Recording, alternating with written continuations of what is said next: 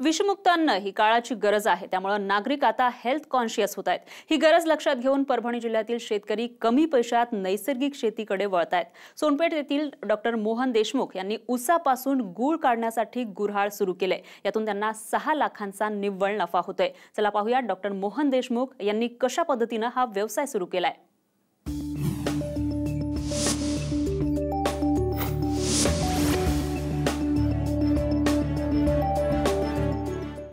परभणीत विषमुक्त अन्न निर्मितीचा प्रयोग। नैसर्गिक ऊसापासून गुळ निर्मिती। गुऱ्हाळातून मिळतोय लाखोंचा नफा। डॉक्टर मोहन देशमुख यांना वडिलोपार्जित 16 एकर जमीन आहे। गेल्या 4 वर्षांपासून ते नैसर्गिक शेती करतात। अशातच मागील वर्षी त्यांनी नैसर्गिकरित्या पिकवलेल्या ऊसापासून गूळ तयार करण्यासाठी गुऱ्हाळ सुरू केले। त्याचबरोबर शेतकऱ्यांना 2300 रुपये टनाचा भाव देऊन त्यांच्याकडून ऊस विकत घेतला। मी बघितलं की नैसर्गिकरित्या पिकवलेला ऊस बऱ्याच शेतकऱ्यांचा कारखान्याला बेभाव देत आहेत ते।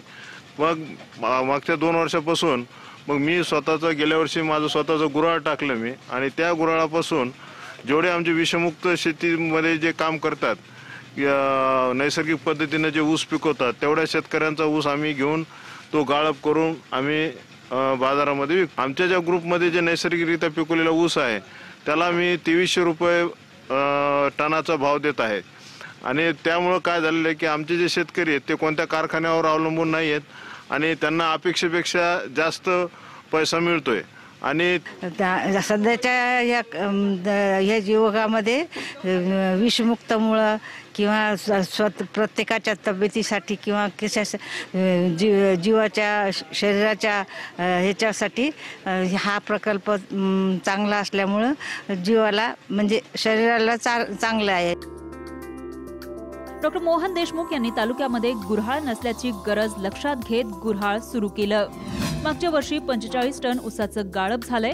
त्याशिवाय गूळ आणि गूळ पावडरची निर्मिती ते करतात। हा गूळ आणि गूळ पावडर परदेशात एक्सपोर्ट होतो। याही वर्षी आतापर्यंत 45 टन ऊस गाळप झाले। आणखी 500 ते 600 टन ऊस गाळप करण्याचं लक्ष्य आहे। खर्च वजा जाता 6 लाख रुपयांचा नफा त्यांना मिळणार आहे। माजलगाव तालुका, माजलगाव, सोनपेठ, त्यानंतर वाणी संगम या ठिकाणी आमचे जे नैसर्गिकरित्या ऊस पिकवणारे जे शेतकरी आहेत त्या सगळ्यांचा आम्ही जवळपास 39 एकर ऊस आहे। तो 39 एकर ऊस आम्ही जमा करणार आहोत आणि त्याचं गाळप यावर्षी करणार। यावर्षी एक साधारणतः आमचं गाळप एक 550 ते 600 टनाच्या आसपास जाईल। त्यापासून एक 50 टन गूळ आम्हाला अपेक्षित आहे, गूळ पावडर। आणि यावर्षी आम्ही जो शेतकऱ्याला भाव आहे कारखान्यांनी देऊ ना देऊ आम्ही जवळपास 2200 ते 2300 रुपये प्रमाणे शेतकऱ्याला ऊसाचं पेमेंट करणार आहेत। यावर्षी सर्व खर्च जात आहे एक साधारणतः 5 ते 6 लाख रुपये मला निव्वळ नफा राहण्याची अपेक्षा आहे। डॉक्टर मोहन देशमुख यांच्या पत्नी सुद्धा डॉक्टर आहेत। सुट्टीच्या काळात त्या देखील आपल्या पतीला सहकार्य करतात। मला माझ्या मिस्टरांच्या सर्व कामांमध्ये दुजोरा द्यायला आवडतो, कारण माझ्या वडिलांकडेही शेती आहे आणि सासरी शेती आहे। मला शेतीतलं बरंचसं माहिती आहे आणि सॅटर्डे संडे येऊन आम्ही इकडे आमच्या शेतातल्या सर्व गोष्टी एन्जॉय करतो। तसंच हे काम करत असताना आम्ही याची पॅकिंग करणं किंवा लेबलिंग करणं आणि ह्याचं जेव्हा प्रोडक्शन पाठवायचं असतं तेव्हा या सर्व कामांमध्ये आम्ही त्यांना मदत करतो।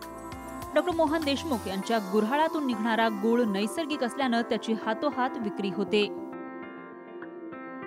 मी माजलगावमध्ये आमचा समूह आहे नैसर्गिक शेती करणारा। त्या समूहाच्या मार्फत हातोहात घरून आतापर्यंत जवळपास 1.5 ते 2 टन गूळ घरून विक्री झालेला आहे। ज्यांनी गूळ खाल्लाय ते हेच म्हणतात की हा गूळ आंबट लागत नाही, खारट लागत नाही, याची चव फारच अतिशय उत्तम आहे। आणि हा औषधी गुणधर्मांना युक्त असणारा गूळ खाल्ल्यापासून ग्राहकाची ओढी या गुळाकडे वरचेवर वाढत आहे।